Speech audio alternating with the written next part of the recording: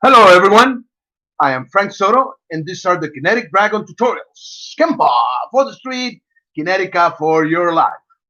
Today, we're going to touch on a epic subject. Which one wins, Kenpo or Jiu-Jitsu? Okay, the hard art or the soft or gentle art.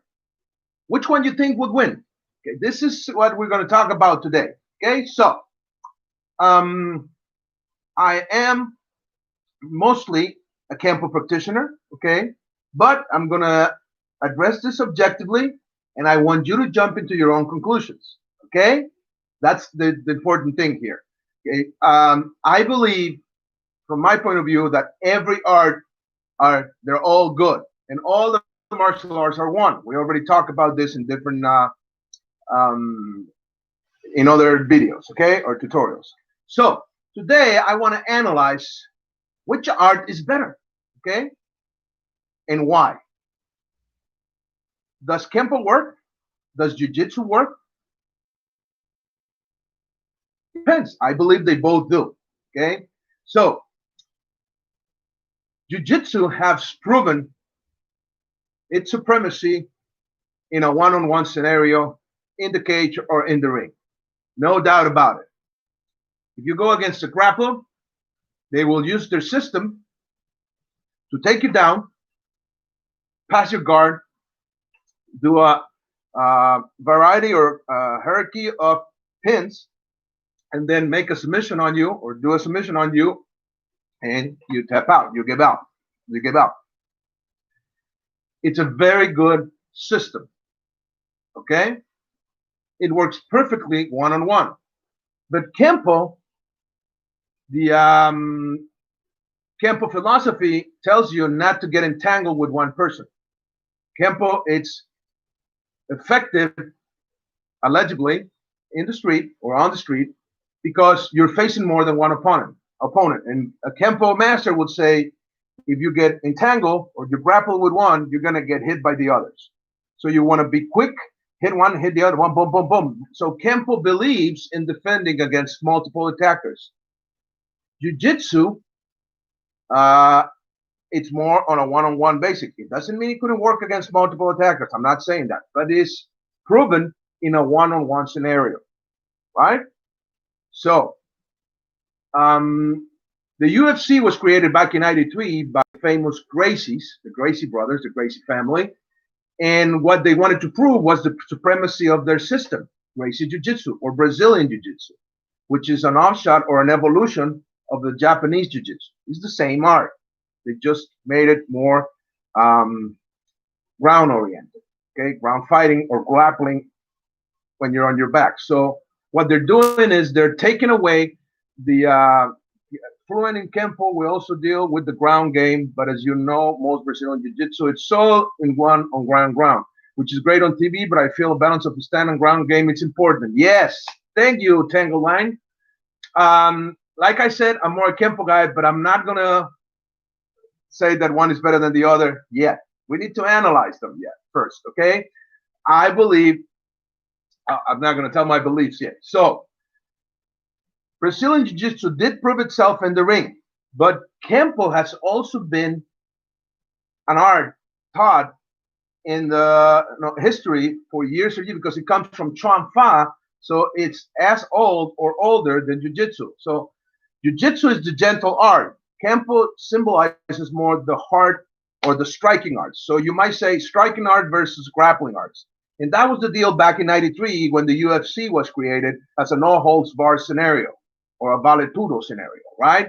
So nobody in the new era, right, back in the '90s, really knew how to grapple well because wrestlers at the beginning, a few wrestlers came in, but they did more the catch as catch game, and they were not prepared for the Brazilian Jiu-Jitsu game. Not in that scenario, but they all learned. Okay, I'm not going there yet. So um, Brazilian Jiu-Jitsu guys got into this game and they beat up everybody by taking away their kinetic explosiveness and their kinetic dynamics, right? That kinetic energy, the striking, putting you on the ground and making or creating a submission on you okay, on the fighter. So they did that. They proved that they were good, but then they lost the supremacy. We already talked about that when everybody else learned the game. But Kenpo is mostly for the street. So in the street, you must use or apply logic. Okay. So we could say that Kenpo, since it goes for multiple attackers, and once I read, okay, I read it. I didn't say it. Once I read an article in Black Belt magazine by Horion Gracie that he said that jiu-jitsu didn't work against multiple attackers, that he was mature enough to acknowledge or to accept this, something on those lines. Okay. Okay, these are not my words. You can look up. It's an old article in Black Belt. I don't have it with me, but I remember that article because it was like, whoa. Okay, so you have the striking arts and the gentle arts. Okay, but if we go back in history, okay, if we go back into the history, let's say back in the history of Japan, you're going to find that their taijutsu art had both. Ha. Kenpo, and they had jiu-jitsu. So they had the gentle art and they had striking art. And they blend them both. All right? Okay, some people were masters of the gentle art, some people were masters of the hard style of Kenpo, and some of them blend them both. And those were the ultimate fighters. Okay? So what happened in MMA, it's a repetition of the history. Okay? So, in order for me to sum this up, I don't believe that either Kenpo or Jiu-Jitsu it's better than. It's better for different things. So they're both good. Okay? Brazilian Jiu-Jitsu in a one-on-one scenario, they take you down to the ground. They have the advantage, especially when it's a sport. When it's a fight on the streets and the other person has a weapon, then it becomes another deal. Okay? And that's actually what happened with the former military training with the martial arts, like in Japan or maybe in China. What did they do? They blend the hard style with the soft style, and they added what?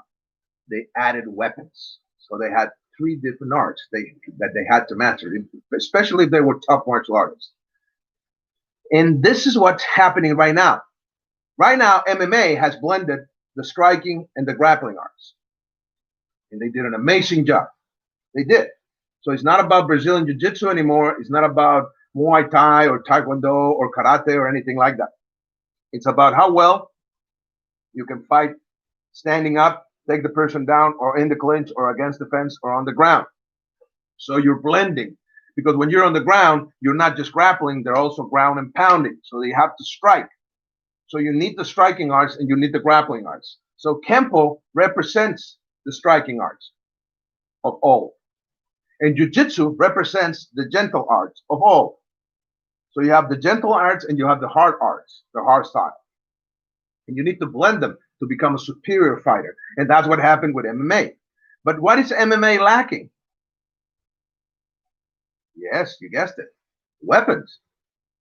So if you want to be the ultimate fighter, don't fight from any art. You need to transcend the striking arts. You need to transcend the grappling arts, and you need to transcend the weapon arts, and you need to blend them together so you can gain the benefit of them all. And you create your own mixed martial style of fighting or moving. And then you apply it for self-defense, for personal protection, or you can apply in fighting in combat. Okay, if you're going to do sports combat, please have rules. Okay, and fight with each other with rules. Okay, so what it's better? It's better for you to learn both and to transcend them. I am Frank Soto. These are the Kinetic Dragon tutorials. Kenpo for the street, Kinetica for your life. Thank you for watching this video. I hope you enjoy this. And remember, transcend styles. Gain knowledge from everything. That's what it's all about. Add and multiply to your knowledge. Subtract and divide to the knowledge of your opponent or your aggressor. You have a great day. Thank you. Bye-bye.